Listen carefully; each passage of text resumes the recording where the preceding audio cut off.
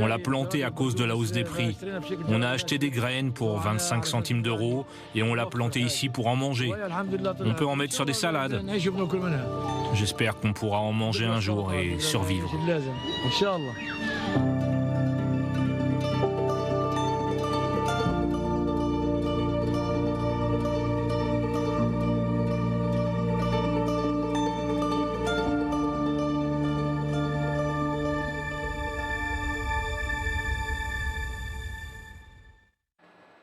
Grégory Phillips, bonsoir. Bonsoir. Vous êtes le rédacteur en chef du service international de LCI. Vous avez supervisé ce documentaire exceptionnel sur Gaza.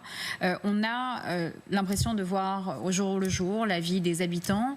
C'est vrai que c'est très compliqué de savoir ce qu'il y a comme information véritable. Vous travaillez avec ces journalistes depuis des années. Vous le rappelez, vous avez été correspondant là-bas à Jérusalem. Et donc, vous connaissez ce terrain par cœur.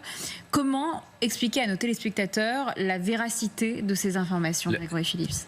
La difficulté qui se pose à nous, c'est que depuis les massacres du 7 octobre, 1200 morts côté israélien, l'accès à Gaza est interdit à la presse occidentale. On peut y aller de temps en temps, encadré uniquement par l'armée israélienne, ce qu'on appelle des embeds, mais on ne peut pas, comme avant, comme je le faisais au début des années 2010, aller dans Gaza pour voir ce qui s'y passe.